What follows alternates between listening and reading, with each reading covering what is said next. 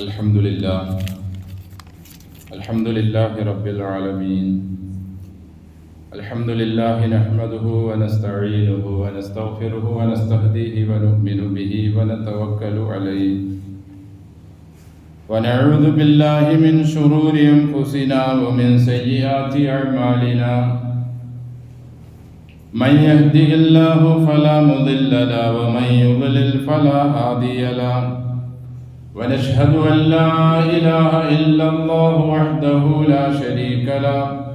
ونشهد أن محمدا عبده ورسوله أرسله بالهدى ودين الحق ليظهره على الدين كله ولو كره المشركون. اللهم صل على محمد وعلى آل محمد كما صليت على إبراهيم وعلى آل إبراهيم إنك حميد مجيد. اللهم بارك على محمد وعلى آل محمد كما باركت على إبراهيم وعلى آل إبراهيم إنك حميد مجيد. أيها الناس أوصيكم وإياي بتقوى الله. أعوذ بالله من الشيطان الرجيم. بسم الله الرحمن الرحيم. إن أول بيت وضع للناس للذي ببكة مباركا وهدى للعالمين فيه آيات بينات مقام إبراهيم ومن دخله كان آمنا ولله على الناس حج البيت من استطاع إليه سبيلا ومن كفر فإن الله غني عن العالمين. സ്നേഹവും ബഹുമാനം നിറഞ്ഞ സത്യവിശ്വാസികളെ, വിശ്വാസിനികളെ, സർവ്വലോക രക്ഷിതാവായ അള്ളാഹുവിൻ്റെ വിധിവിലക്കുകൾ ജീവിതത്തിൻ്റെ മുഴുവൻ സന്ദർഭങ്ങളിലും കൃത്യമായി പാലിച്ച് തഖ്വയോടെ ജീവിക്കാൻ കഴിവൻ പരമാവധി ശ്രമിക്കണമെന്ന് എന്നോടും നിങ്ങളോടും വസിയത്ത് ചെയ്യുന്നു. അൽഹംദുലില്ലാഹ്, അള്ളാഹുവിൻ്റെ മഹത്തായ അനുഗ്രഹത്താൽ ഹിജ്റ വർഷം 1445 ഹജ്ജ് ഉംറ നിർവഹിക്കുന്നതിനു വേണ്ടി അള്ളാഹുവിൻ്റെ വിളിക്കുത്തരം നൽകി അള്ളാഹുവിൻ്റെ ഭവനത്തിൻ്റെ ചാരെ ഇതുവരെ എത്തപ്പെട്ടിട്ടുള്ള മുഴുവൻ ഹാജിമാർക്കും ഹജ്ജുമ്മമാർക്കും മഖ്ബൂലും മബ്റൂറുമായ ഹജ്ജും ഉംറയും പൂർണ്ണ തഖ്വയോടെ, ഈമാനോടെ, ഇസ്തിഖാമത്തോടെ, നല്ല ആരോഗ്യത്തോടു കൂടി നിർവഹിക്കാൻ അള്ളാഹു അവർക്ക് തൗഫീഖ് നൽകി അനുഗ്രഹിക്കട്ടെ. തിരിച്ചവരവരുടെ നാടുകളിലേക്ക് വന്ന് നല്ല മുസ്ലിങ്ങളായി മറ്റു ആളുകൾക്ക് മാതൃകയുള്ളവരായി ഇസ്ലാമിൻ്റെ ദാഴികളായി ജീവിക്കാൻ അവരെയും നമ്മെയും അള്ളാഹു അനുഗ്രഹിക്കട്ടെ. അൽഹംദുലില്ലാഹ്, ഈ വർഷത്തെ അവസാനത്തെ മാസത്തിലാണല്ലോ നാം ഉള്ളത്. ഇസ്ലാമിൻ്റെ 5 സ്തംഭങ്ങളിൽ വളരെ പ്രധാനപ്പെട്ടതും അത് ഒഴിക്കാൻ അതിൻ്റെ നിബന്ധനകൾ എല്ലാം ഉള്ള ആളുകൾക്ക് ഒരു നിലയിലും അനുവാദമില്ലാത്തതും എല്ലാവരും പ്രവർത്തിക്കേണ്ടതുമായ വിശുദ്ധമായ ഹജ്ജ് കർമ്മം. മനുഷ്യരാശി ഇവിടെ താമസിക്കുന്നതിനു മുമ്പേ മുതൽ അള്ളാഹു അവൻ്റെ മാലാഖമാരെ കൊണ്ട് വിശുദ്ധമായ അവൻ്റെ ആ ഭവനം അവൻ പ്രദക്ഷിണം ചെയ്യിപ്പിച്ചിരുന്നു.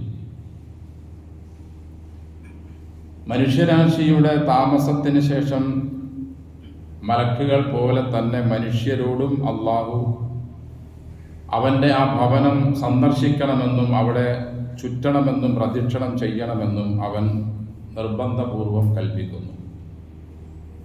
വഅദ്ദിം ഫിന്നാസി ബിൽ ഹജ്ജി യഅ്തൂക റിജാലൻ വഅലാ കുല്ലി ളാമിരിൻ യഅ്തീന മിൻ കുല്ലി ഫജ്ജിൻ അമീഖ് എന്ന് ഖലീലുല്ലാഹി ഇബ്രാഹിം നബി അലൈഹിസ്സലാത്തു വസ്സലാമിനോട് അള്ളാഹു കൽപ്പിക്കുകയും അദ്ദേഹത്തിൻ്റെ വിളിക്ക് ഉത്തരം നൽകിക്കൊണ്ട് 14,000 ചില്ലാനും വർഷങ്ങളായി ലബ്ബൈക അല്ലാഹുമ്മ ലബ്ബൈക ലബ്ബൈക ലാ ശരീക ലക ലബ്ബൈക ഇന്നൽ ഹംദ വന്നിഅമത ലക വൽ മുൽക് ലാ ശരീക ലക.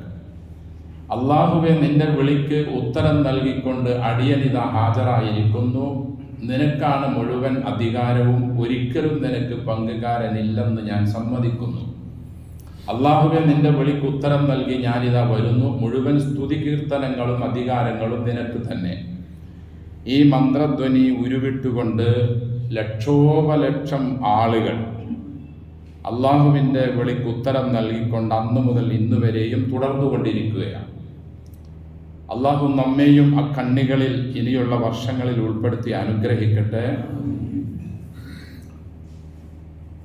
വിശുദ്ധ ഹജ്ജ് കർമ്മം അത് ഇന്നു മുതൽ ആരംഭിക്കുകയാണ്. സൗദി അറേബ്യയുടെ കലണ്ടർ അനുസരിച്ച് ദുൽഹിജ്ജ 1445 ദുൽഹിജ്ജ മാസം 8 ഇന്ന്. ഹജ്ജിൻ്റെ കർമ്മങ്ങൾ നടക്കുന്നത് 6 ദിവസത്തിനുള്ളിലാണ്. ഉംറ ഏത് വർഷവും ഏത് മാസവും ഏതാഴ്ചയിലും നിർവഹിക്കാമെങ്കിലും ഹജ്ജ് എന്ന മഹത്തായ കർമ്മം നിർവഹിക്കുന്നത് വർഷത്തിൽ ഒരിക്കൽ മാത്രമാണ്. പ്രത്യേകിച്ച് അതിൻ്റെ അൽ ഹജ്ജു അറഫ എന്ന് റസൂൽ സ്വല്ലല്ലാഹു അലൈഹി വസല്ലമ പഠിപ്പിച്ച അറഫ ദിവസം നടക്കുന്നത് ദുൽഹിജ്ജ 9 ളുഹർ മുതൽ പിറ്റേ ദിവസം സുബഹിക്ക് ഉള്ളിലുള്ള ഏതെങ്കിലും ഒരു സമയത്താണ്. അതിൻ്റെ വളരെ പ്രധാനപ്പെട്ട സമയം ളുഹർ മുതൽ മഗ്രിബ് വരെയുള്ള സമയത്താണ്. അപ്പോൾ ഈ ദിവസത്തിൽ ഏതെങ്കിലും ഒരു സമയത്ത് അവിടെ അഥവാ അറഫയിൽ ഉള്ളവർക്ക് ഹജ്ജ് ലഭിക്കും. എന്നാൽ ഉംറ അങ്ങനെയല്ല. മീഖാത്തിൽ നിന്ന് ഇഹ്റാം ചെയ്ത് വിശുദ്ധ ഭവനത്തിൽ ചെന്ന് 7 തവാഫ് ചെയ്ത് തൊട്ടടുത്തുള്ള സഫാ മറുവയിൽ 7 സഅയ് അങ്ങുമിങ്ങും നടന്ന് വെളിയിൽ പോയി മുടി വടിക്കുകയോ വെട്ടുകയോ ചെയ്താൽ ഉംറ കഴിഞ്ഞു. ഇത് വർഷത്തിൽ ഏത് ദിവസവും നിർവഹിക്കാം. എന്നാൽ ഹജ്ജ് എന്നത് വർഷത്തിലെ 6 ദിവസത്തിൽ, അതായത് ദുൽഹിജ്ജ 8, 9, 10, 11, 12, 13. അതിൽ 13ൻ്റെ അന്ന് വേണമെങ്കിൽ കല്ലേറ് ഒഴിവാക്കിക്കൊണ്ട് 12ന് കല്ലെറിഞ്ഞ് പോരാമെന്ന് അള്ളാഹു അനുവാദവും നൽകിയിട്ടുണ്ട്. ഫമൻ തഅജ്ജല ഫീ യൗമൈനി ഫലാ ഇസ്മ അലൈഹി വമൻ തഅഖറ ഫലാ ഇസ്മ അലൈഹി ലിമനിത്തഖ. ഒരാൾ 12ന് ഏറ് കഴിഞ്ഞ് 13ന് എറിയാതെ ഒരാൾ പോരാൻ താല്പര്യപ്പെടുന്നുവെങ്കിൽ പ്രശ്നമൊന്നുമില്ല. ഇല്ല, 13നും കൂടി എറിയണമെന്നുണ്ടെങ്കിൽ വീണ്ടും അവിടെ താമസിച്ച് ളുഹറിന് ശേഷം അഥവാ സൂര്യൻ മധ്യത്തിൽ നിന്നും തെറ്റിയത് മുതൽ ജംറത്തുൽ ഊലയിലും ഉസ്തയിലും അഖബയിലും 7 കല്ലുകൾ 21 കല്ലുകൾ മൊത്തത്തിൽ എറിഞ്ഞ് 13നോട് കൂടി ദുൽഹിജ്ജ മാസത്തിലുള്ള ഹജ്ജ് അവസാനിക്കുന്നു. ഇന്ന് നാം പറയാൻ ഉദ്ദേശിക്കുന്നത് ഹജ്ജിൻ്റെ കർമ്മങ്ങൾ ഏതെല്ലാം എങ്ങനെയെല്ലാമാണ് എന്നാണ്. പ്രത്യേകിച്ച് ഇന്നവിടെ ഹജ്ജ് നടക്കുമ്പോൾ, അതായത് ഹജ്ജിൻ്റെ പ്രാരംഭമായ യൗമു തർവിയ എന്നാണ് ദുൽഹിജ്ജ മാസത്തിൻ്റെ 8 അറിയപ്പെടുന്നത്. പിറ്റേ ദിവസത്തേക്കുള്ള വെള്ളം ശേഖരിക്കുന്നതിനു വേണ്ടി മുൻകാലഘട്ടം മുതൽ അവർ അതിനു വേണ്ടി തയ്യാറെടുക്കുന്നത് കൊണ്ട് ദുൽഹിജ്ജ 8 അറിയപ്പെടുന്നത് യൗമു തർവിയ എന്നാണ്. 10-ന് 9-ന് യൗമു അറഫ, 10-ന് യൗമുൻ നഹർ, 11-ന് യൗമുൽ ഖർർ, 11, 12, 13 കൂടിയാണെങ്കിൽ അയ്യാമുൽ തശ്രീഖ്. ഈ ദിവസങ്ങളെ ഈ പേരുകളിലാണ് അറിയപ്പെടുന്നത്. അപ്പോൾ ഇന്നു മുതൽ, അതായത് നമ്മുടെ നാട്ടിൽ നിലവിൽ ഇപ്പോൾ 12:45 എങ്കിൽ അവർ ഒരു 2.5 മണിക്കൂർ അതിന് പിന്നിലാണ്.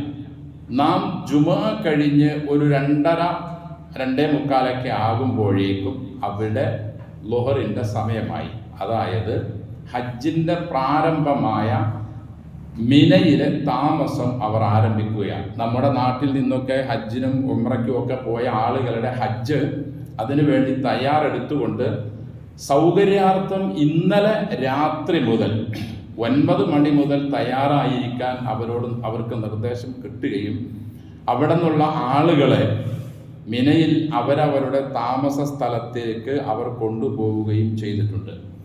അപ്പം ഇന്ന് അവിടെ നടക്കുന്ന ദുൽഹിജ്ജ 8 അവർ താമസിച്ച സ്ഥലം ഏതാണോ അവിടെ നിന്ന് ഹജ്ജിന് ഇഹ്റാം ചെയ്യുക. ഹജ്ജിൻ്റെ ഇഹ്റാം എന്നതുകൊണ്ട് ഉദ്ദേശിക്കുന്നത് അതിന് നെയ്യത്ത് ചെയ്യുക എന്നതാണ്. നമ്മൾ ഇഹ്റാം കെട്ടുക എന്ന് പറയുന്നുവെങ്കിലും ഇഹ്റാം കെട്ടലല്ല, ഇഹ്റാം ചെയ്യലാണ്, അഥവാ നെയ്യത്ത് ചെയ്യലാണ്. ഹജ്ജ് ഉംറയുടെ നെയ്യത്ത് മറ്റു കർമ്മങ്ങളുടെ നെയ്യത്ത് പോലെയല്ല.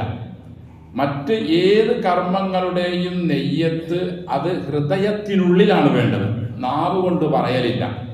ഇമാം സുയൂത്തി റഹിമഹുല്ലാ അദ്ദേഹത്തിൻ്റെ ബിദ്അത്തുകളെയും ഇത്തിബാഇനെയും വിശദീകരിക്കുന്ന ഗ്രന്ഥത്തിൽ വളരെ വ്യക്തമായി പറയുന്നു, റസൂൽ സല്ലല്ലാഹു അലൈഹി വസല്ലം ഒരു കർമ്മങ്ങൾക്കും നിയ്യത്ത് നാവ് കൊണ്ട് പറയാറില്ല സ്വഹാബികൾ.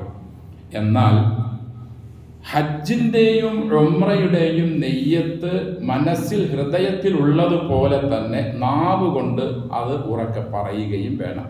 അതായത് ഇന്ന് അവർ ഹജ്ജിൻ്റെ കർമ്മമായ മിനായിലെ താമസം തുടങ്ങുന്നതിന് മുമ്പ് അവരുടെ താമസ സ്ഥലത്ത് നിന്ന് പോരുന്നതിന് മുമ്പ് അവർ കുളിച്ച് വൃത്തിയായി ഡ്രസ്സ് ധരിച്ച് അല്ലാഹുമ്മ ലബ്ബൈക ഹജ്ജൻ, റസൂൽ സല്ലല്ലാഹു അലൈഹി വസല്ലമയുടെ ഇഹ്റാമിൽ ഇങ്ങനെയും കൂടി കാണാം, അല്ലാഹുമ്മ ലബ്ബൈക ഹജ്ജൻ ലാ റിയാഅ ഫീഹ വലാ സുംഅ, അല്ലാഹുവേ നിനക്ക് വേണ്ടി ഞാൻ ഹജ്ജിന് ഇഹ്റാം ചെയ്യുകയാണ്, നെയ്യത്ത് ചെയ്യുകയാണ്. ലാ റിയാഅ ഫീഹ, അല്ലാഹുവേ അതിൽ ഒരു ലോകമാന്യതയും ഇല്ല കേട്ടോ, ആളുകൾക്ക് വേണ്ടിയല്ല. വല സുംഅ, ഒരു പ്രശംസയ്ക്കോ പ്രശസ്തിക്കോ ആളുകൾ എന്നെപ്പറ്റി പറയാൻ വേണ്ടിയോ അല്ല എന്ന് തന്നെ ഇഹ്റാമിൽ റസൂൽ സല്ലല്ലാഹു അലൈഹി വസല്ലം പറഞ്ഞിരുന്നതായി ഹദീസുകൾ നമുക്ക് കാണാൻ കഴിയും. ഒരു ഹദീസിൽ കാണാം, യഅ്തി സമാനുൻ, ഒരു കാലം, ഒരു സന്ദർഭം വരും, ആ കാലഘട്ടത്തിൽ യഹുജ്ജു അഗ്നിയാഉഹും ലിന്നുസ്ഹ, സമ്പന്നന്മാർ ഹജ്ജിന് വരുന്നത് നുസ്ഹത്തിന് വേണ്ടിയാണ്, വിനോദത്തിന് വേണ്ടിയാണ്. വഔസാത്തുഹും ലിത്തിജാറ, മധ്യ നിലവാരത്തിലുള്ളവർ വരുന്നത് ബിസിനസ് ആവശ്യാർത്ഥം വരുന്നതാണ്. വഖുറാഉഹും ലിർരിയാഇ വസ്സുംഅ, പണ്ഡിതന്മാർ വരുന്നത് പേരെടുക്കാൻ വേണ്ടിയും പ്രശംസയ്ക്കും വേണ്ടിയാണ്. വഫുഖറാഉഹും ലിൽ മസ്അല, പാവപ്പെട്ട ആളുകളും വരും ഹജ്ജ്, അവർ ചോദിക്കാൻ വേണ്ടിയും യാചിക്കാൻ വേണ്ടിയുമാണ് വരുന്നത്. ഇങ്ങനെയും ഒരു ഹദീസ് കാണാം. അപ്പോൾ റസൂൽ സല്ലല്ലാഹു അലൈഹി വസല്ലം ഹജ്ജിന് ഇഹ്റാം ചെയ്യുമ്പോൾ റിയാഓ സുംഅത്തോ പ്രശംസക്കോ വേണ്ടി അല്ല എന്ന് പറയുകയും വഅത്തിമുൽ ഹജ്ജ വൽ ഉംറത ലില്ലാഹ്, അൽ ബഖറയുടെ 196, പടച്ച തമ്പുരാന്റെ പ്രീതിക്ക് മാത്രം നിങ്ങൾ ഹജ്ജും ഉംറയും നിർവഹിക്കൂ എന്നതിൻ്റെ അടിസ്ഥാനത്തിൽ അള്ളാഹുവിന്റെ റസൂൽ സല്ലല്ലാഹു അലൈഹി വസല്ലം ഇങ്ങനെയായിരുന്നു ഹജ്ജിന് ഇഹ്റാം ചെയ്തിരുന്നത്. അപ്പൊ ഈ നിലയിൽ ഹജ്ജിന് ഇഹ്റാം ചെയ്തുകൊണ്ട് അവരുടെ താമസ സ്ഥലത്ത് നിന്ന്, മക്കയിൽ നിന്ന് ഏകദേശം 6 കിലോമീറ്ററോളം അപ്പുറമുള്ള മിനയിലേക്ക് അവർ പോവുകയും അവരെല്ലാവരും നിലവിൽ അവിടെ എത്തി. അന്നത്തെ പോലെയല്ല, കൂടുതൽ ആളുകൾ ഉള്ളത് കൊണ്ട് ഇന്നലെ രാത്രി തന്നെ അവർ അവിടെ നിന്ന് യാത്രയാക്കുകയും അവരെ ഇവിടെ എത്തിക്കുകയും ചെയ്തു. ഇനി ഇന്ന് ളുഹർ മുതൽ അവർ ഹജ്ജിന്റെ കർമ്മങ്ങളിലേക്ക് കടക്കുകയാണ്, അഥവാ മിനയിലെ താമസം. ഇന്നത്തെ ദിവസം ദുൽഹിജ്ജ 8 ഹാജിമാർക്ക് ചെയ്യാനുള്ള കർമ്മം ളുഹർ, അസർ, മഗ്രിബ്, ഇശാ, സുബഹി ഈ 5 നേരത്തെ നിസ്കാരങ്ങൾ മിനയിൽ തന്നെ അവർ 2 റക്അത്ത് വീതമായി നിസ്കരിക്കുക. മഗ്രിബ് ഒഴികെ ളുഹറും 2, അസറും 2, മഗ്രിബ് 3, ഇശ 2, സുബഹി 2. കൂടാതെ ഇഹ്റാം ചെയ്തത് മുതൽ ലബ്ബൈക് അല്ലാഹുമ്മ ലബ്ബൈക് എന്ന തൗഹീദിന്റെ മന്ത്രധ്വനി ആവർത്തിച്ചുരുവിട്ടുകൊണ്ടേയിരിക്കുക. പുരുഷന്മാർ ഉറക്കെയും സ്ത്രീകൾ പതുക്കെയും. കൂടാതെ അവർക്കറിയാവുന്ന വിശുദ്ധ ഖുർആനിലും ഹദീസുകളിലും വന്ന ഏതെല്ലാം അദ്കാറുകളും ദുആകളും ഉണ്ടോ അത് ഉരുവിട്ടുകൊണ്ടേയിരിക്കുക. ഇന്നത്തെ ദിവസം ദുൽഹിജ്ജ 8-ന് നാളെ നേരം വെളുക്കുന്നത് വരെയും മിനയിലുള്ള ഹാജിമാർക്ക് ചെയ്യാനുള്ള കർമ്മങ്ങൾ ഇത്ര മാത്രമാണ്.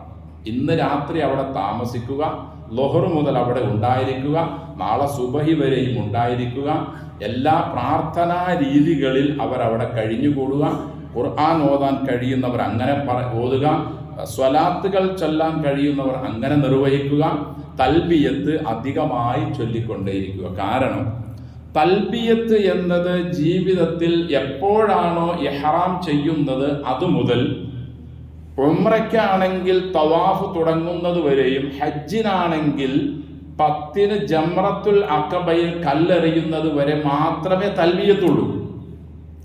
തൽബിയത്ത് സുന്നത്തായ സമയം ഇതാണ്.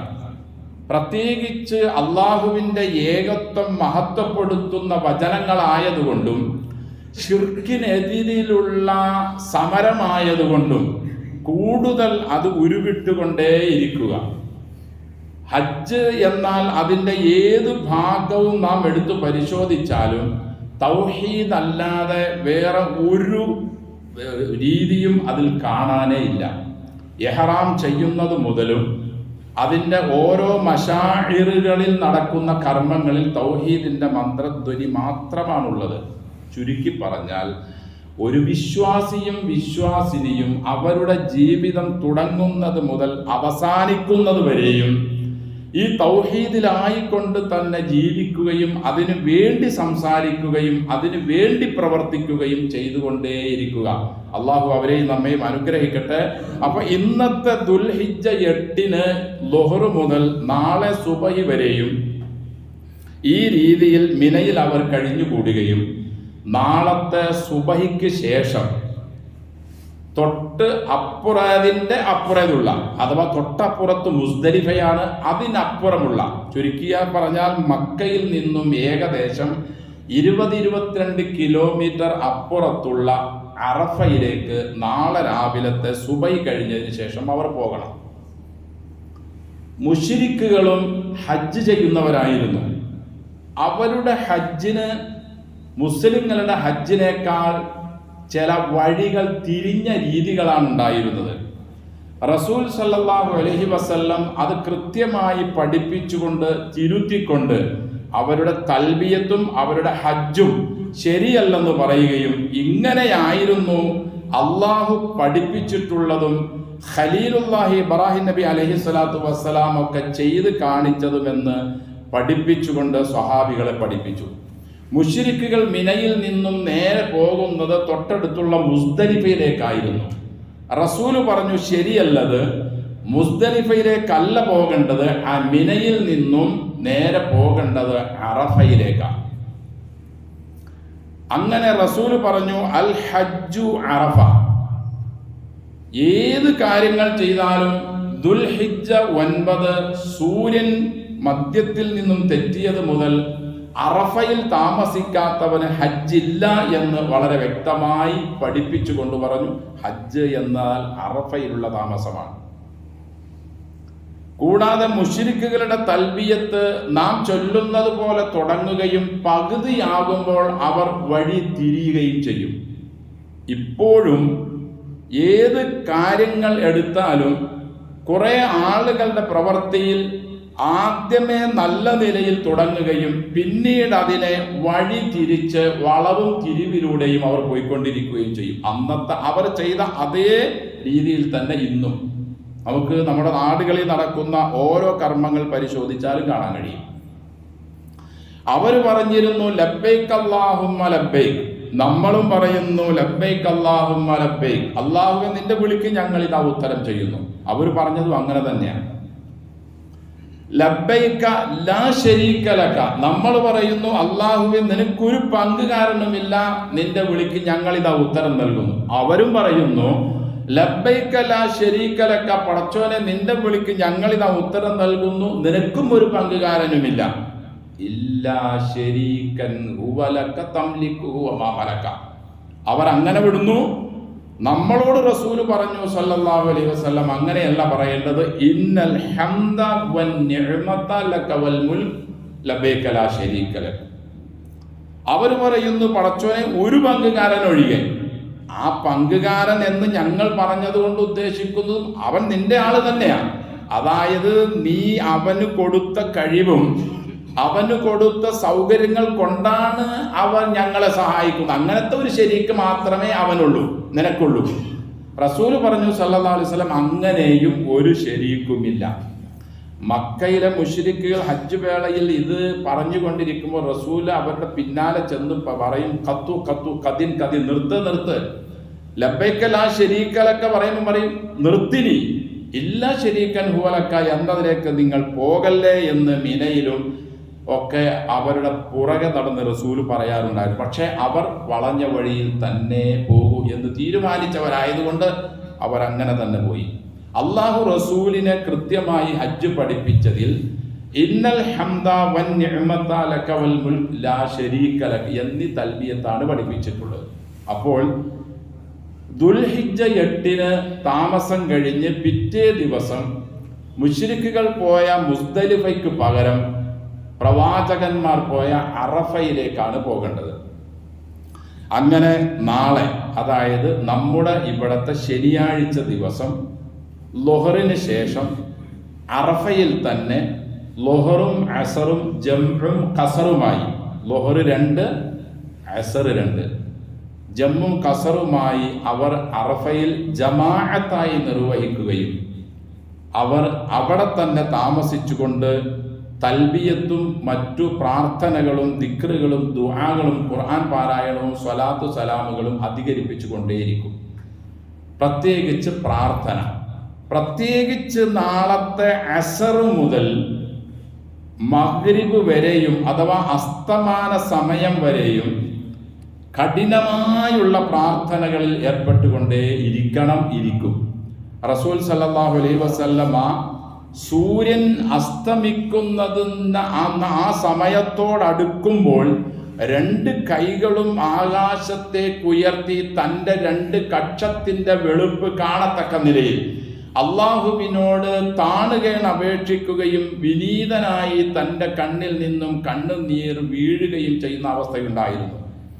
തൻ്റെ കാര്യങ്ങളും സമുദായത്തിൻ്റെ കാര്യങ്ങളും ഒക്കെ പറഞ്ഞുകൊണ്ട് പ്രവാചകൻ സല്ലല്ലാഹു അലൈഹി വസല്ലം പ്രാർത്ഥിച്ചതുപോലെ നമ്മുടെയൊക്കെ പ്രതിനിധികളായി അവിടെ എത്തിയിട്ടുള്ള സ്ത്രീ പുരുഷന്മാരെല്ലാം അഥവാ ഹാജിമാരും ഹജ്ജുമ്മമാരും നാളെ അസറിന് ശേഷമുള്ള അവരുടെ സമയം വേണ്ടുന്ന പ്രകാരം ഉപയോഗപ്പെടുത്തി അവർ അള്ളാഹുവിനോട് താണുകേൺ അപേക്ഷിച്ചുകൊണ്ടേ ഇരിക്കും. അള്ളാഹുവിന്റെ പ്രാർത്ഥനകൾ കബൂലാക്കട്ടെ. നമ്മുടെ നാടിനു വേണ്ടിയും നമ്മുടെ നാടിൻ്റെ സ്വാതന്ത്ര്യം പൂർണ്ണമായി നമുക്ക് ലഭിക്കുന്നതിന് വേണ്ടിയും നമ്മുടെ ഇഹപര വിജയത്തിനു വേണ്ടിയും ഒക്കെ അവരുടെ പ്രാർത്ഥനകളിൽ ഉണ്ടാകുമെന്ന് നമുക്കറിയാം. എങ്കിലും അള്ളാഹു അവർക്കെല്ലാം അതിന് തൗഫീഖ് കൊടുക്കട്ടെ. ഇതാണ് നാളെ അഥവാ ദുൽഹിജ്ജ 9 അറഫ ദിവസത്തിൽ അവർക്ക് നിർവഹിക്കാനുള്ള ചടങ്ങുകൾ. നാളെ മഗ്രിബിന് അഥവാ സൂര്യൻ അസ്തമിച്ചു കഴിഞ്ഞാൽ അവർ മഗ്രിബും ഇശാഉം അറഫയിൽ നിസ്കരിക്കാതെ തൊട്ടടുത്തുള്ള അഥവാ മിനയിൽ നിന്നും അവർ കവർ ചെയ്തു പോയ മുസ്ദലിഫയിലേക്ക് തിരിച്ചു വരണം. അറഫയിൽ നിന്ന് മുസ്ദലിഫയിൽ വന്ന് എവിടെയാണോ അവർക്ക് സൗകര്യം കിട്ടുന്നത്, ഇന്ന ആളുകൾക്ക് ഇന്ന ടെന്റ് സൗകര്യം എന്ന് മുസ്ദലിഫയിൽ ആർക്കുമില്ല. മിനയിലും അറഫയിലും ഒക്കെ കേരളക്കാർക്ക് ഇന്ന സ്ഥലം, അല്ലെങ്കിൽ ഇന്ന ഗ്രൂപ്പിൽ വന്ന മുത്തവ്വിഫിന്റെ കീഴിലുള്ളവർക്ക് ഇന്ന സ്ഥലം എന്നൊക്കെ ചില സ്ഥലങ്ങൾ നിശ്ചയിച്ചിട്ടുണ്ട്. പക്ഷെ മുസ്ദലിഫയിൽ അങ്ങനെ ഒന്നും ആർക്കും നിശ്ചയിച്ചു കൊടുത്തിട്ടില്ല. തൻ്റെ പ്രമാണവുമായി സഞ്ചരിച്ച് മുസ്ദലിഫയുടെ അതിർത്തി കടന്ന് എവിടെയാണോ സൗകര്യം ലഭിക്കുന്നത് അവിടെ ചെല്ലുകയും മഗ്രിബും ഇശാഉം ജംഉം ഖസറുമായി, മഗ്രിബിന് ഖസറില്ല, ഇശായിലേക്ക് പിന്തിച്ചുകൊണ്ടോ അല്ലെങ്കിൽ അതിനു മുമ്പ് ചെന്നെങ്കിൽ ഇശായിനെ ഇങ്ങോട്ട് മുന്തിച്ചുകൊണ്ടോ 2 റക്അത്ത് ഇശയും 3 മഗ്രിബും മുസ്ദലിഫയിൽ നിസ്കരിക്കുകയും അവിടെ ഒരല്പസമയം വിശ്രമിക്കുകയും വേണം. ഇന്നത്തെ തിരക്കുകളൊക്കെ അപേക്ഷിച്ച് ഏകദേശം രാത്രി ഒരു 3 മണിയോ അല്ലെങ്കിൽ 2 മണിയോ 12 മണിയോ 11 മണിയോ അല്ലെങ്കിൽ 3:30 സമയമാകും അവർ അവിടെ ചെല്ലുമ്പോഴേക്കും. ബസ്സിൽ പോകുന്നവരാണെങ്കിലും നടന്നു പോകുന്നവരാണെങ്കിലും തിരക്കിൻ്റെ ആധിക്യം കാരണം ഈ സമയമാകും. അങ്ങനെ പെരുന്നാൾ ദിവസത്തിൻ്റെ രാത്രി അവർ മുസ്ദലിഫയിൽ താമസിച്ചു. ഈ മുസ്ദലിഫയിലെ താമസം സുബഹി ബാങ്ക് വിളിക്കുന്നത് വരെ തുടരുകയും സുബഹി ബാങ്ക് വിളിച്ചാൽ 2 റക്അത്ത് സുബഹി നിസ്കാരം നിർവഹിച്ചതിന് ശേഷം അസർ മുതൽ മഗ്രിബ് വരെയും അറഫയിൽ എങ്ങനെ പ്രാർത്ഥനകളിൽ കഠിനാധ്വാനം ചെയ്തോ അതേപോലെ തന്നെ സൂര്യൻ ഉദിക്കുന്നതിന് തൊട്ടു മുമ്പ് വരെയും ശരിക്ക് ആകാശത്ത് വെള്ള വീശുന്നത് വരെയും സുബഹി കഴിഞ്ഞത് മുതൽ പ്രാർത്ഥനകളിൽ അവർ മുഴുകിക്കൊണ്ടേ ഇരിക്കണം. അങ്ങനെ ഇരിക്കും. അള്ളാഹു അവർക്ക് അതിനുള്ള അറിവും കഴിവും ആരോഗ്യവും കൊടുക്കട്ടെ. പ്രത്യേകിച്ച് ഇപ്പോഴത്തെ സമയത്ത് നമ്മളെല്ലാവരും ഒരു മാസം മുമ്പ് അനുഭവിച്ച ചൂടിനേക്കാൾ ശക്തമായ ചൂടാണ് നിലവിൽ ഇപ്പോൾ അവിടെയുള്ളത്. ഒരുപാട് ആളുകൾ രോഗിയാണ് എന്നൊക്കെ പറഞ്ഞും കേൾക്കുന്നുണ്ട്. പ്രത്യേകിച്ച് പ്രായമായ ആളുകൾ, ആരോഗ്യം കുറഞ്ഞ ആളുകൾക്കൊന്നും ചൂട് താങ്ങാൻ കഴിയില്ല. നമുക്ക് ഒരു മാസം മുമ്പ് ഇവിടെ ചൂട് വന്നെങ്കിലും എല്ലാ പള്ളികളും എ സിയാക്കി, കാശുള്ളവരെല്ലാം വീടും എ സിയാക്കി, എല്ലാ സൗകര്യങ്ങളും ഉണ്ടായിട്ട് പോലും നമുക്ക് നല്ല നിലയിൽ മുന്നോട്ട് പോകാൻ കഴിഞ്ഞിരുന്നില്ല. പക്ഷേ അവിടെ എല്ലാ സ്ഥലത്തും ഈ സൗകര്യങ്ങൾ ഇല്ലാത്തത് കൊണ്ട് അവർ കഠിനമായ ചൂട് നിലവിലുള്ള അവസ്ഥയിൽ അവർ രാവും പകലും മാത്രവുമല്ല യഥേഷ്ടം കിട്ടേണ്ട ഭക്ഷണം കൃത്യസമയത്ത് കിട്ടിക്കൊള്ളണം എന്നുമില്ല. താമസം മക്കയിലായിരുന്നു, അലി അസീസിയയിലായിരുന്നു. ഇപ്പൊ താമസം വേറെ സ്ഥലത്താണ്. ദുൽഹിജ്ജ 8 മുതൽ തുടങ്ങിയതാണ്. അപ്പോൾ ക്ഷീണവും തളർച്ചയും ഒക്കെ ഉണ്ടാകും. അള്ളാഹുവിൽ നിന്നും അവർക്ക് ലഭിക്കുന്ന പ്രത്യേകമായ ഒരു ആരോഗ്യം, ഏതുപോലെ നോമ്പിന് റമദാന് നമുക്ക് ലഭിക്കുന്ന ഒരാരോഗ്യമുണ്ടല്ലോ, അതേപോലെയുള്ള ഒരു പ്രത്യേകമായ ഒരു ആരോഗ്യം തൗഫീഖും ലഭിച്ചാലല്ലാതെ ഇതൊന്നും നല്ല നിലയിൽ നിർവഹിക്കാൻ കഴിയില്ല. എന്നാൽ പ്രത്യേകിച്ച് വലിയ അധ്വാനവുമില്ല. ചില സ്ഥലങ്ങളിൽ ചില സമയങ്ങളിൽ കൃത്യമായി താമസിക്കുക, ദിക്റുകൾ പ്രാർത്ഥനകൾ ചെയ്തുകൊണ്ടേയിരിക്കുക എന്നത് മാത്രമേ ഉള്ളൂ. അപ്പോൾ മുസ്ദലിഫയിൽ പെരുന്നാളിൻ്റെ അന്ന് രാവ് അവിടെ താമസിക്കുകയും സുബഹി ആയാൽ മശഅറുൽ ഹറാം പള്ളിയിൽ നിന്നും ബാങ്ക് കേൾക്കും. ആ നിസ്കാരത്തിന് ശേഷം അവിടെ നിന്ന് പ്രാർത്ഥനയിൽ കഠിനമായി മുഴുകുക. ഏതുവരെ? സൂര്യൻ ഉദിക്കുന്നതിന് മുമ്പ് വരെ. സൂര്യൻ ഉദിക്കുന്നതിന് മുമ്പ് ശരിക്ക് പ്രകാശം വീശി തുടങ്ങിയാൽ മുസ്ദലിഫയിൽ നിന്നും പഴയ താമസിച്ച മിനയിലേക്ക് അഥവാ ദുൽഹിജ്ജ 10 ജംറത്തുൽ അഖബയിൽ കല്ലെറിയുന്നതിന് വേണ്ടി അവർ യാത്ര പോകണം.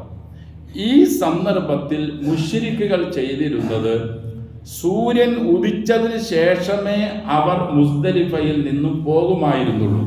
റസൂൽ പറഞ്ഞു സല്ലല്ലാഹു അലൈഹി വസല്ലം, അങ്ങനെയല്ല, സൂര്യൻ ഉദിക്കുന്നതിന് മുമ്പേ തന്നെ മുസ്ദലിഫയിൽ നിന്നും ജംറയിലെറിയാൻ പോകണം.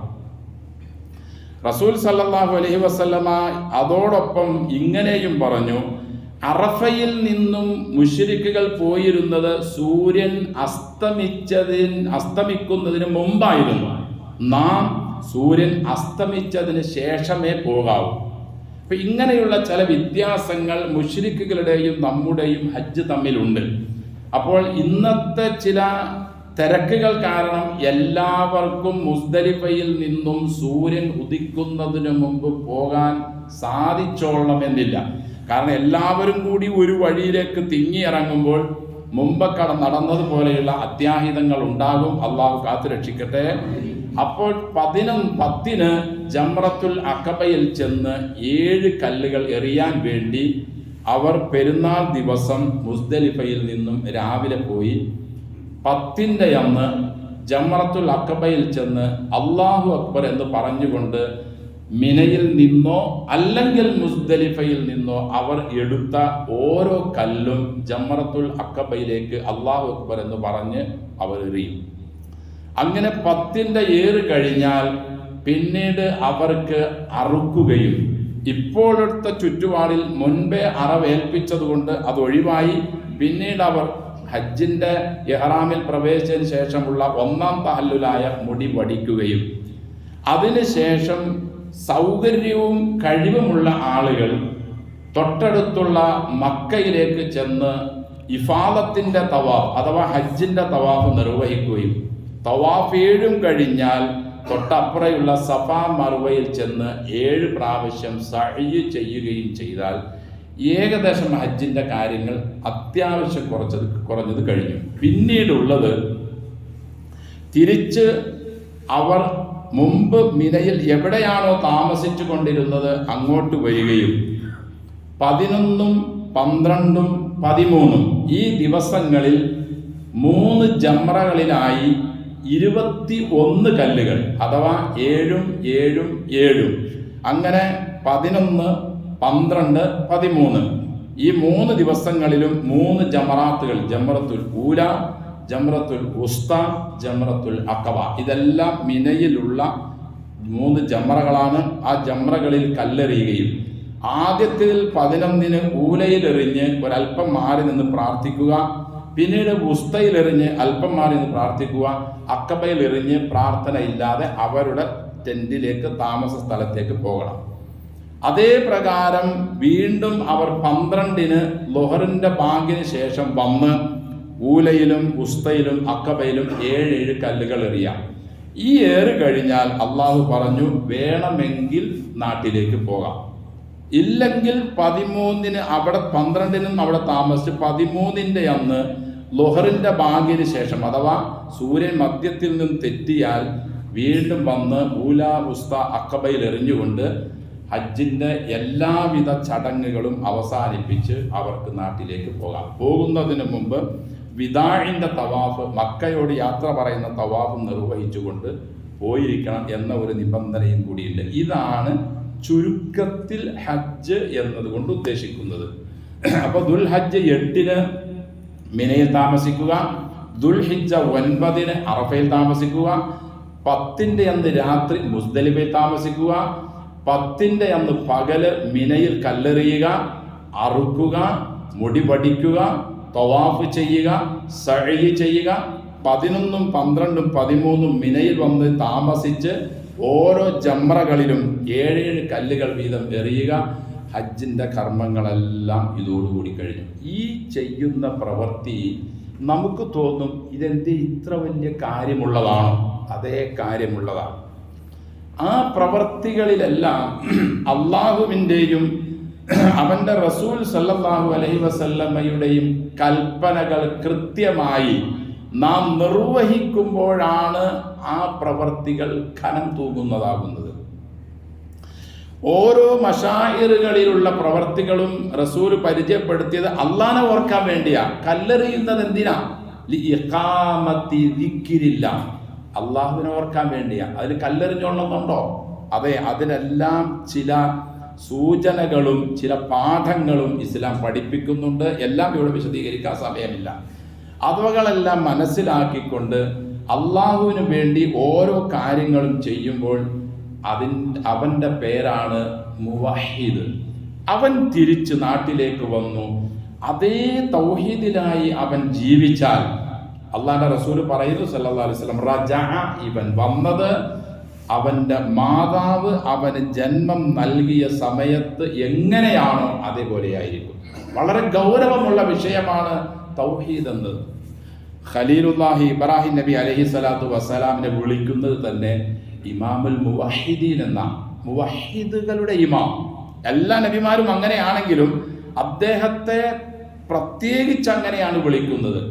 ഖലീലുള്ള എന്ന് അള്ളാഹു വിളിച്ചിട്ടുണ്ട്, അള്ളാഹുവിൻ്റെ ഇഷ്ടദാസൻ. അതോടൊപ്പം തന്നെ ഇമാമുൽ മുവഹിദി, തൗഹീദുള്ള ആളുകളുടെ ഇമാം. ആ മഹാപ്രവാചകൻ പോലും ഈ വിഷയത്തിൽ തെന്നിപ്പോകുമോ എന്ന് പേടിച്ച് നിരന്തരം പ്രാർത്ഥിച്ചു കൊണ്ടേയിരുന്നു. അല്ലാഹുവേ, എന്നെയും എൻ്റെ സന്താനങ്ങളെയും വിഗ്രഹ ആരാധകരിൽ നിന്നും കാത്തുകൊള്ളണേ തമ്പുരാനെ. സൂറ അൽ-ബഖറ. എന്തിനാണ് ആ പ്രവാചകൻ ഈ വിഷയത്തിൽ ഇത്ര പ്രാർത്ഥിക്കുന്നത്? അവർക്ക് ഇസ്മത്തുള്ളവരും അള്ളാഹുവിൻ്റെ പ്രത്യേക സംരക്ഷണം ഉള്ളവരുമല്ലേ? എന്നിട്ടും അവരിങ്ങനെ പ്രാർത്ഥിച്ചിരുന്നുവെങ്കിൽ, എൻ്റെ സഹോദരങ്ങളെ, ഏത് സമയവും നമ്മെ വഴിതെറ്റിക്കാൻ പിശാച് ആവും പടി ശ്രമിച്ചു കൊണ്ടേയിരിക്കുന്നുണ്ട്. ഉമർ റളിയല്ലാഹു അൻഹു എപ്പോഴും ദുആ ചെയ്യുമായിരുന്നു, അല്ലാഹുമ്മ ജഅൽ അമലി കുല്ലഹു സാലിഹ വലി വജ്ഹിക ഖാലിസ വലാ തജ്അൽ ലി അഹദിൻ ഫീഹി ശൈഅ. പടച്ചോനെ, ഞാൻ ചെയ്യുന്ന മുഴുവൻ കർമ്മങ്ങളും സ്വാലിഹാക്കി തീർക്കണേ. അല്ലാഹുവേ, നിന്റെ പ്രീതിക്ക് മാത്രമാക്കി തീർക്കണേ. വേറെ ഒരാൾക്കും ഒന്നും എൻ്റെ മനസ്സിൽ ഞാൻ ഒരു കർമ്മം ചെയ്യുമ്പോൾ വേറെ ഒരാളിലേക്കും ഇതിൻ്റെ ഒരു അംശം പോലും പോകാതെ നീ കാത്തുകൊള്ളണേ തമ്പുരാനെ എന്ന് പ്രാർത്ഥിക്കുമായിരുന്നു. എൻ്റെ സഹോദരങ്ങളെ, നാം ഒരു കാര്യം ചെയ്യുമ്പോൾ നമ്മുടെയൊക്കെ മനസ്സിൽ ഇങ്ങനെ ഒരു ശുദ്ധി വരാറുണ്ടോ? 4 ആൾ കാണണം, ഫോട്ടോ എടുക്കണം, പത്രത്തിൽ വിടണം, ഫ്ലെക്സ് അടിച്ചു വയ്ക്കണം, 4 ആളുകൾ നമ്മെപ്പറ്റി സംസാരിക്കണം, എല്ലാ ഗ്രൂപ്പുകളിലും ഒരു ചർച്ചയാവണം. ഇങ്ങനെയൊക്കെയല്ലേ നാം ഒരു ചെറുതോ വലുതോ ആയി ഏത് കാര്യം ചെയ്താലും നമ്മുടെ മനസ്സിൻ്റെ ഉള്ളിലുള്ള ലക്ഷ്യം, ഉദ്ദേശം. പിന്നെ എങ്ങനെയാണ് നാം അള്ളാന്റെ മുമ്പിൽ ചെന്നിട്ട്, പടച്ചോനെ, ഞാൻ നിനക്ക് വേണ്ടി നിസ്കരിച്ചിട്ടുണ്ട്, ഞാൻ നിനക്ക് വേണ്ടി അനുഷ്ഠിച്ചിട്ടുണ്ട്, നിനക്ക് വേണ്ടി ഞാൻ അത് ചെയ്തു, ഇത് ചെയ്തു, എങ്ങനെ പറയാൻ കഴിയും? പറയുമെന്ന് അള്ളാഹ് പറയുന്നു. അപ്പൊ അള്ളാഹ് തിരിച്ചു പറയും, കദബ്ത, നീ കള്ളനാണ്, കളവാണ് നീ പറഞ്ഞത്. നീ ചെയ്തിരുന്നു, പക്ഷേ അത് നിന്നെപ്പറ്റി ആളുകൾ പറയാൻ വേണ്ടിയല്ലേ ചെയ്തത്. ആളുകൾ അങ്ങനെ നിന്നെപ്പറ്റി പറയുകയും ചെയ്തില്ലേ, അതിന്റെ കൂലി നിനക്ക് കിട്ടി. ഇവനെ നരകത്തിലേക്ക് വലിച്ചെറിയൂ മലക്കുകളെ എന്ന് നാളെ പറയപ്പെടുമെന്ന് സ്വാദിഖുൽ മസ്ദൂഖായ റസൂൽ സല്ലല്ലാഹു അലൈഹി വസല്ലം നമ്മെ പഠിപ്പിച്ചിട്ടുണ്ട്. അള്ളാഹു നമ്മെ അനുഗ്രഹിക്കട്ടെ. എല്ലാം പടച്ചോനക്ക് വേണ്ടി മാത്രം ചെയ്യാൻ, അവൻ്റെ പ്രീതിക്ക് മാത്രം നിർവഹിക്കാൻ അള്ളാഹു നമുക്കതിനുള്ള തഖ്വയും ഈമാനും നൽകി അനുഗ്രഹിക്കട്ടെ.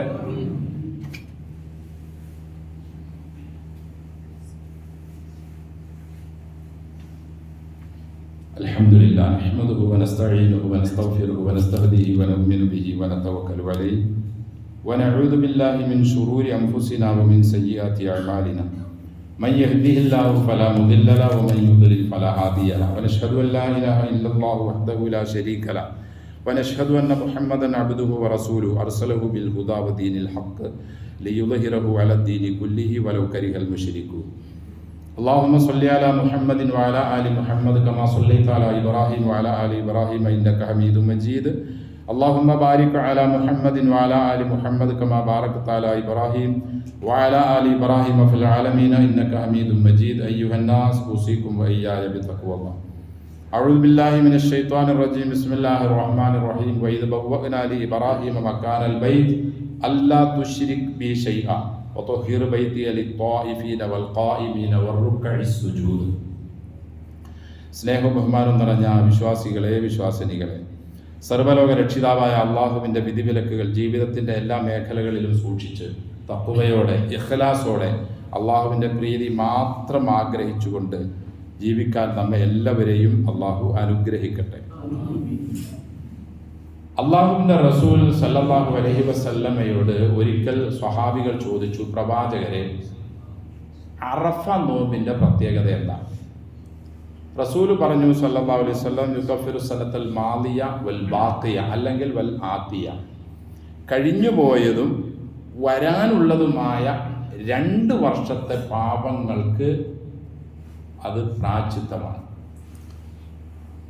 ആശൂറായിനെ പറ്റി ചോദിച്ചപ്പോൾ റസൂൽ പറഞ്ഞു സല്ലല്ലാഹു അലൈഹി വസല്ലം, അത് കഴിഞ്ഞുപോയ 1 വർഷത്തെ കൊച്ചു കൊച്ചു പാപങ്ങൾക്ക് തൗബയാണ്, അതിനെ മാച്ചു കളയുന്ന. എന്നാൽ അറഫ നോമ്പിനെ പറ്റി പറഞ്ഞത് 2 വർഷത്തെ പാപം എന്നാണ്. ചില മുഫസ്സിറുകൾ ഇത് ഉദ്ധരിച്ചുകൊണ്ട് പറയുന്നു, അറഫ നോമ്പ് അനുഷ്ഠിക്കുന്ന വ്യക്തിക്ക് ഒരു ശുഭലക്ഷണം കൂടിയുണ്ട് ഇതിൽ. കഴിഞ്ഞുപോയ ഒരു വർഷത്തെ എന്ന് പറയുമ്പോൾ നമുക്ക് മനസ്സിലായി കഴിഞ്ഞുപോയി, അപ്പോൾ അത് ജീവിച്ചു പോയതാണ്. ഈ വരാനുള്ള ഒരു വർഷവും എന്നതുകൊണ്ട് ഉദ്ദേശിക്കുന്നത് ഈ നോമ്പനുഷ്ഠിക്കുന്നവന് അടുത്ത അറഫ വരെ ജീവിക്കാനുള്ള ചാൻസ് ലഭിക്കാൻ സാധ്യതയുണ്ട്. അതുകൊണ്ടാണ് അങ്ങനെ പറയുന്നത്. കാരണം വരാനുള്ള ഒരു വർഷത്തെ പാവം കൂടി പൊറുക്കണമല്ലോ എന്ന് വിചാരിച്ചിട്ട് ഇങ്ങനെ പിടിച്ചാൽ ഒരിക്കലും മരിക്കൂല എന്നല്ല. ചില സാധ്യതകൾ, ചില സൂചനകൾ, ചില പ്രോത്സാഹനങ്ങൾ പണ്ഡിതന്മാർ നൽകുകയാണ്. അതുകൊണ്ട് അറഫയുടെ നോമ്പ് എല്ലാവരും നിർവഹിക്കുക. പ്രത്യേകിച്ച് ദുൽഹിജ്ജ 1 മുതൽ റസൂലിൻ്റെ ഭാര്യമാർ സല്ലല്ലാഹു അലൈഹി വസല്ലമയുടെ ഭാര്യമാർ 9 ദിവസവും അഥവാ അറഫ വരെയും അവർ നോമ്പനുഷ്ഠിച്ചിരുന്നതായി അബൂദാവൂദ് ഒക്കെ റിപ്പോർട്ട് ചെയ്യുന്ന ഹദീസുകളിൽ കാണാം. മാത്രവുമല്ല, അള്ളാഹുവിന് ഇഷ്ടപ്പെടുന്ന അമലുകളിൽ ഏറ്റവും കൂടുതൽ ഈ ദിവസങ്ങളിൽ ചെയ്യുന്നതാണെന്നും ഹദീസുകൾ ധാരാളം വന്നിട്ടുണ്ടല്ലോ. അതുകൊണ്ട് അറഫയുടെ നോമ്പെങ്കിലും നഷ്ടപ്പെടാതെ എല്ലാവരും അനുഷ്ഠിക്കണം. അള്ളാഹു അനുഗ്രഹിക്കട്ടെ. ഉമർ ഇബ്നു ഖത്താബ് റളിയല്ലാഹു അൻഹു ഒരിക്കൽ പറഞ്ഞതായി കാണാം, ലഖദ് ഹമംതു അൻ അബ്അസ റിജാലൻ ഇലാ ഹാദിഹിൽ അംസാർ. മുസ്ലിങ്ങൾക്ക് കീഴ്പ്പെട്ട ഇസ്ലാമിക പ്രദേശങ്ങളിലേക്കെല്ലാം ഓരോ അമീറന്മാരെ നിശ്ചയിക്കാൻ ഞാൻ ഉദ്ദേശിക്കുന്നു. ഫയൻദുറു, എന്നിട്ട് അവർ ശ്രദ്ധിക്കണം, കുല്ലമൻ കാന ലഹു സഅതുൻ, ആരോഗ്യവും സമ്പത്തും സൗകര്യവുമുള്ള ആരൊക്കെ ഉണ്ട്, വലം യഹുജ്ജ, ഇതൊക്കെ ഉണ്ടായിട്ടും അവൻ ഹജ്ജ് നിർവഹിച്ചില്ലെങ്കിൽ ഫയദ്രിബു അലൈഹിൽ ജിസിയ, കാഫിറിന് ജിസിയ നിശ്ചയിച്ചതുപോലെ കപ്പം നിശ്ചയിക്കാൻ ഞാൻ ഉദ്ദേശിക്കുന്നു. എങ്ങനെ? സൗകര്യങ്ങളെല്ലാം ഉണ്ടായിട്ടും ഹജ്ജ് ഉംറ നിർവഹിക്കാത്ത ആളുകൾ മുസ്ലിം നാടുകളിൽ മുസ്ലിമായി ജീവിക്കുന്നുവെങ്കിൽ അവർക്കൊക്കെ നികുതി തീരുമാനിക്കുക. കാരണം എന്തേ? മാഹുംബി മുസ്ലിമീൻ, മാഹുംബി മുസ്ലിം, അവർ മുസ്ലിങ്ങളല്ല. അപ്പോൾ എത്ര ഗൗരവമാണ് ഹജ്ജിൻ്റെയും ഉംറയുടെയും കാര്യങ്ങളെന്ന് മനസ്സിലാക്കാനാണ് ഇത് നാം നിങ്ങളോട് പറഞ്ഞത്. അള്ളാഹു അനുഗ്രഹിക്കട്ടെ. ഇൻഷാ അള്ളാഹ് ഏത് പ്രവർത്തികൾ നാം ചെയ്യുന്നോ അതെല്ലാം പ്രത്യേകമായി നാം ശ്രദ്ധിക്കേണ്ടത് ഈ കാലഘട്ടത്തിൽ, പ്രത്യേകിച്ച് മീഡിയകളെല്ലാം ഇത്രയും വ്യാപകമായ സന്ദർഭത്തിൽ ഇഖ്ലാസ് എന്നതായിരിക്കണം.